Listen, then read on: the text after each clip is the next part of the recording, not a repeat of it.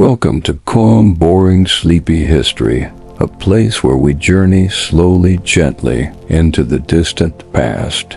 Tonight we will drift through time to a world both familiar and far away, a world where the mind struggled in silence, where treatments for sorrow came not in soft words or safe spaces, but in prayers, potions, and sometimes chains. Yes, this is a story of how people once thought about the mind, of how they treated what they could not explain, but also we will discover their rhythms, their quiet days of work, prayer, and routine, how their lives played out even when their thoughts turned cloudy or strange.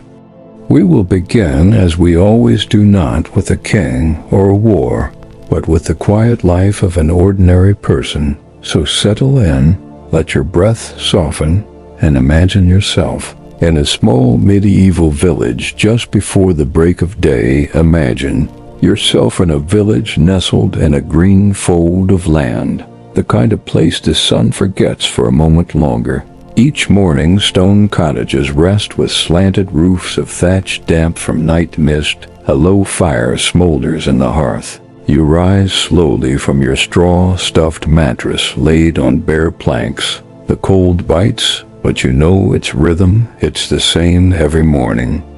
The year is 1273, and in this world the body and the soul are seen as deeply entwined. If your hands tremble or your heart feels heavy and unsure, it may be seen as the influence of sin or imbalance in the humors you step out.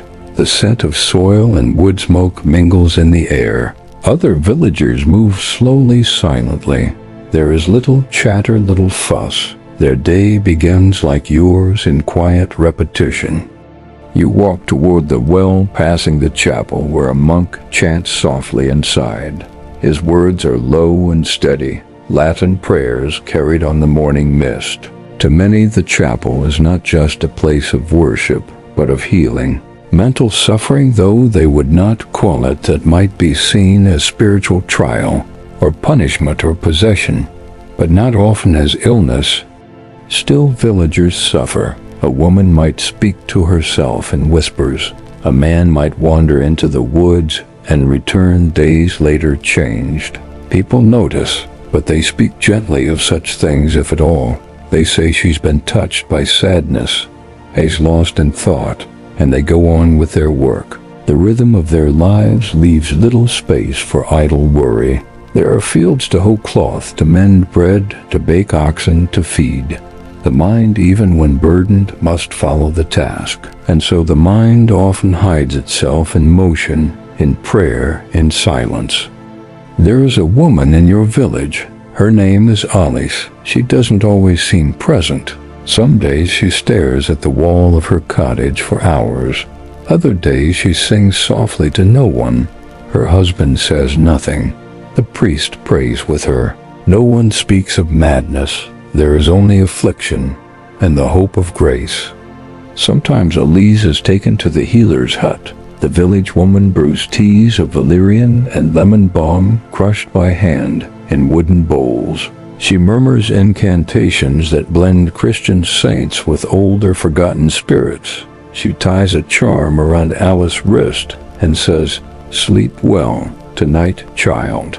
Let your spirit rest." And perhaps she does. You return home as the sun breaks over the low hills. Another day begins. The rhythm of life continues steady and unbroken. The world does not rush, nor does it ask much. Only that you rise, work, eat, pray, and sleep. And if your mind struggles, well, you carry on as best you can. Now imagine yourself in the coastal town of King's Lynn in eastern England. The sea wind brushes against wooden shutters. Fishmongers murmur in the distance, and inside a modest house, a woman stirs from restless sleep. Her name is Margery Kempe, and her mind has wandered paths few others dared walk, or at least few would write down. Margery lived in the late 14th and early 15th centuries. Born around 1373, married at 20, and mother to 14 children. She was by outward measure a conventional townswoman, but her inner world was anything but quiet. Her story is the earliest known English autobiography, and much of it dwells in the mind, and her writings dictated aloud as she could not write herself. Margery describes her torment. Following the birth of her first child, she believed herself damned. She screamed and wept and tore at her skin. She refused food and feared the devil watched her every move. This may sound to our modern ears like postpartum psychosis, but to Margery and those around her, it was something else. A spiritual battle, a test of faith. The local clergy tried prayers. Her family tried patience. Some tried to silence her, but she survived it and in time claimed to be saved through a vision of Christ. What followed was a life of deep religious fervor. Margery wept often and loudly at the thought of Christ's suffering. She spoke with saints in visions. She wore white, symbolizing chastity, even though she remained married. Some called her a holy woman. Others called her a nuisance, some a madwoman. She traveled far, to Jerusalem, to Santiago de Compostela, to Rome, weeping, praying, preaching, always watched, always whispered about her mind was never quiet. And in medieval society that made her dangerous, she was arrested more than once, put on trial for heresy. She was never found guilty, but often silenced. Margery's mind, so noisy and bright within her, troubled those who preferred quiet obedience. And yet she was not destroyed. She found scribes willing to record her story. She found places of shelter and people who listened. Her life offers a window into medieval attitudes, not just toward women, but toward what we now might call mental illness. To many, Margery was an example of divine closeness. To others, she was a warning of what happens when the mind refuses to conform. Her tears were real, her visions fervent, and her book, nearly lost to time, now rests in quiet reading rooms where scholars whisper over its worn pages. Margery lived at the edge of acceptance, not quite revered, not quite reviled, a soul burdened by something unseen, a life spent wandering in body and in mind. And so as the bells of King's Lynn tolled softly across the fields, we leave her behind, a woman who cried loudly in a world that preferred silence, whose mind carried both pain and an odd kind of peace. Imagine yourself standing before a crumbling stone gate. The iron hinges are stiff with rust. A breeze stirs over the moss-covered threshold. You're looking at what remains of a medieval hospital, or what we might now call an asylum. In the Middle Ages, places for the mentally afflicted did exist, but they were not medical in the modern sense. They were spiritual houses, refuges for the soul more than the mind. One of the oldest known was the Hospital of St. Mary of Bethlehem in London, founded in the 13th century. Over time, it would become infamous by a shorter name, Bedlam. Originally, it housed the poor and the sick, but soon it took in those considered mad. Their afflictions were not diagnosed in clinical terms, but observed through behavior, shouting, wondering, weeping, silence. Records are sparse, but we know that many were confined in small rooms, given bread, water, and sometimes herbs, not to heal but to contain. There are whispers of chains of beatings, but such things are fragmentary, preserved in faded court notes and dusty margins of old books. Still, there are softer accounts of monks who sat beside those who could not sleep, of caretakers who murmured prayers and applied oils to trembling hands, of attempts not always cruel to soothe what could not be understood. In villages, treatments were more intimate. A priest might read aloud the Psalms for a man who had fallen into stillness. A midwife might burn rosemary or thyme in the home of a woman who spoke in strange rhymes. A blacksmith might craft an iron charm not for forging horseshoes, But to keep the spirits at bay, spiritual explanations abounded. Many believed that demons could enter the body through the mouth or dreams or sin. And so exorcisms were sometimes performed, but not as spectacles. Often they were quiet affairs, a priest, a candle, and a reading from the Gospel of John. Water blessed by moonlight, sprinkled over doorways and wrists. But not all healers used Christian rites. In remote villages, the cunning folk still worked. They carried charms of bone and ash, spoke of fairy possession, and gave instructions to bury a shoe or a lock of hair beneath the threshold. Not science, but belief, and belief in many cases was all they had. Archaeologists have found tokens buried beneath the floors of medieval homes. Animal skulls, dried herbs, iron nails in odd patterns. Not to curse, but to protect. These were desperate answers to invisible questions. Some monasteries kept herbals, illustrated books of treatments. Lavender for rest, henbane for fear, mandrake for visions. These plants were gathered at night, often with whispered prayers. They were dangerous, but so were the shadows of the mind. And so the culture of the Middle Ages, its saints, its demons, its village wisdom, formed a patchwork response to what we now call mental illness. It was not uniform, it was not gentle, nor always cruel, but it was deeply human, an attempt within their understanding to help those whose minds would not rest. Imagine now a great stone hall. Tapestries hang heavy on the walls, depicting saints and dragons, wars and coronations. But beneath the grandeur, there is silence, a stillness, as though the palace itself is holding its breath. It is the year 1392, and the King of France, Charles VI, is about to forget who he is. Charles was once called Le Bien-Aimé, the beloved, handsome, courteous, full of promise.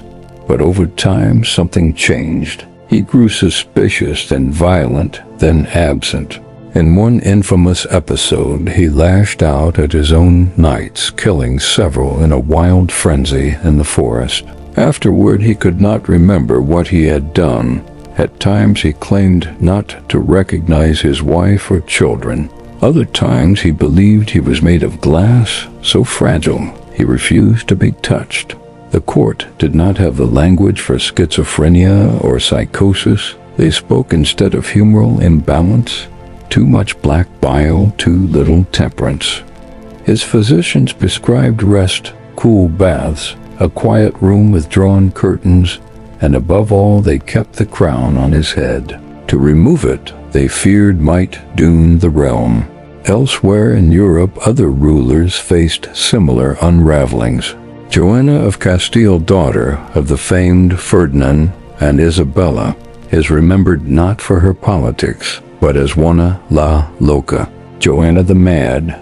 After the death of her husband, she refused burial, kept his coffin close, traveled with it across the cold plains of Spain, speaking to him by candlelight. Her grief was interpreted as madness, and so she was confined for decades. A queen in title, but not in power. And yet such suffering was not confined to kings and queens.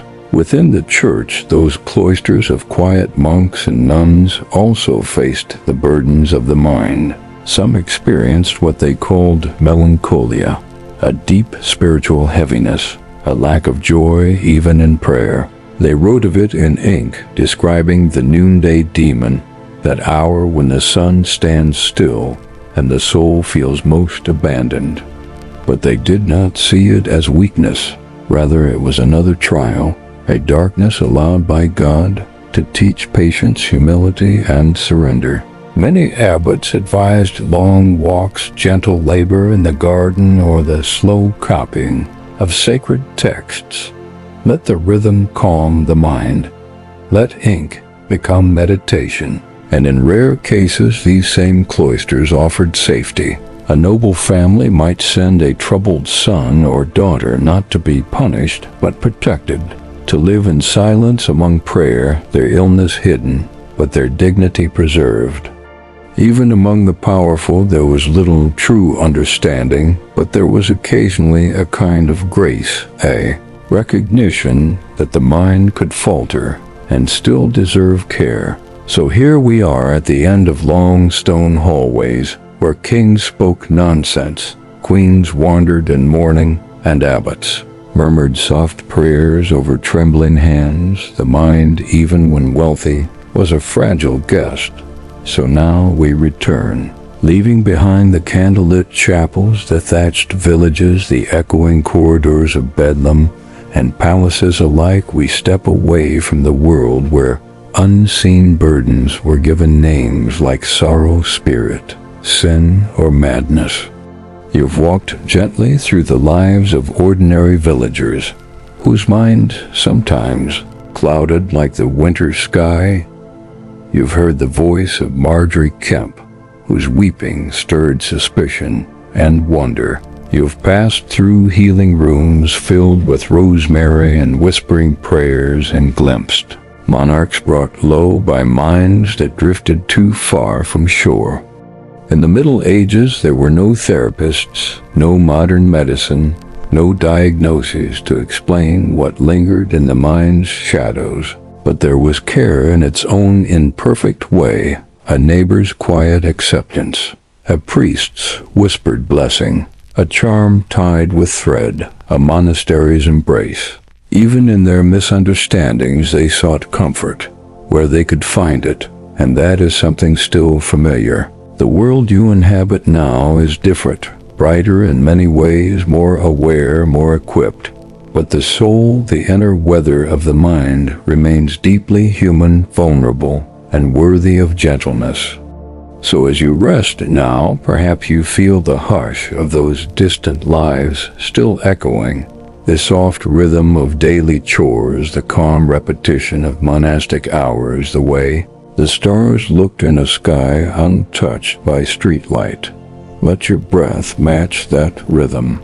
Let the past settle like dust in a quiet room. There is nothing to fix, nothing to understand tonight, only stillness and sleep. Thank you for walking slowly through history with us. And until next time, may your dreams be quiet and your thoughts light as air. Good night.